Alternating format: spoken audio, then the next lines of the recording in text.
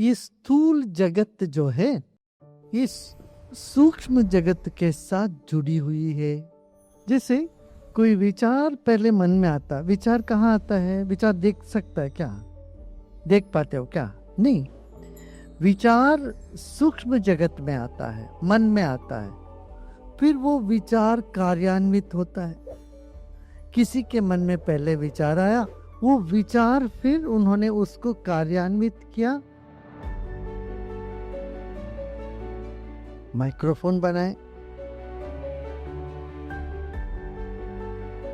Speaker बनाए, तो वो बन गया। किसी के मन में आए ठंडक पहुंचाना है, कूलर बनाओ। सो समाज में, यदि इस प्रपंच में, दुनिया में जो भी तुम देखते हो, इस सब का मूल क्या है? विचार। और विचार कहां से आते हैं? हमारे अंतराल से निकलते हैं। तो ये शब्द कैसे निकलता है? अभी हम बोल रहे हैं, तुमको पता है शब्द कैसे निकलता है? आत्मा बुद्धिया समेत युक्ता। जब आत्मा बुद्धि के साथ मिलता है, नो युंक्ते विभुक्तया, उसके साथ मन भी जुड़ जाता है। मनः कायाग्नि मादत्ते, शरीर की गर्मी के साथ मिलकर के मन कायाग्नि मादत्ते सच प्रेरयति मारुतन, तो क्या करता है? हवा को प्रेरणा देता है। मन कायाग्नि मादत्ते सच प्रेरयति मारुतम, मारुत सूरति चरण मंदम जनयते स्वरम। हवा को ऐसे नियंत्रण करके ऐसे ऐसे चलता है, अलग अलग ढंग से चलता है, तो एक सुर का उत्पत्ति होती है। यदि बुद्धि शुद्ध हो तो आत्मा से निकलती हुई सभी विचार शुद्ध ही होता है, सही होता है। यदि बुद्धि गड़बड़ है तो ऐसा ही है, दूध तो अच्छा है, हवा अच्छी निकली, मगर जिस खिड़की से निकला खिड़की में धूल जमा हुआ है, वो अंदर धूल ही धूल आया। इस तरह से हो जाता।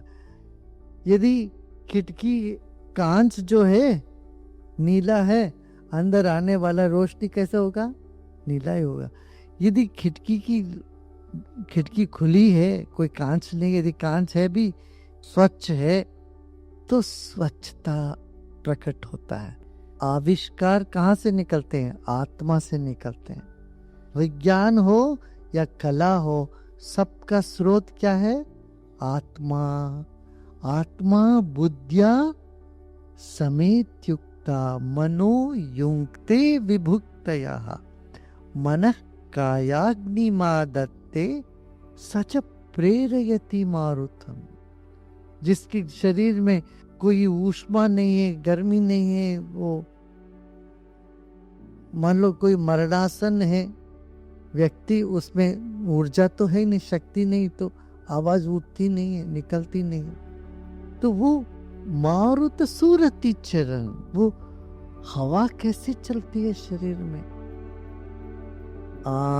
बोलोगे तो एक अलग ढंग से चलता है, ए बोलोगे तो दूसरी ढंग से चलता है, छत बोलोगे तो दूसरी ढंग से चल।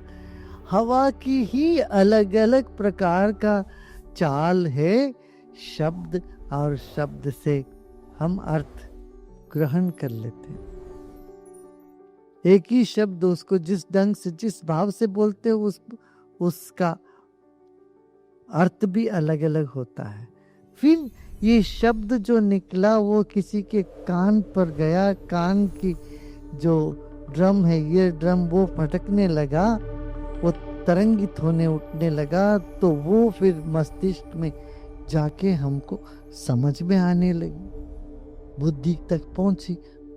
क्या ये शरीर का ये जो बनावट जो है, शरीर की जो बनावट, ये अद्भुत है। अद्भुत नहीं लग रहा क्या? कितना अद्भुत है। कोई किसी ने कोई गाली दे दी, वो गाली कान में पड़ा, वो दिमाग में गया, धड़ धड़ धड़ धड़ धड़ धड़, ब्लड प्रेशर बढ़ गया, गुस्सा आया, तरह तरह की भावनाएं उमड़ आता है। हम ये सब देख के आश्चर्य हो जाना चाहिए। जो आश्चर्यचकित हो जाओगे तो योग लग जाएगा, योग हो जाएगा, ध्यान लग जाएगा।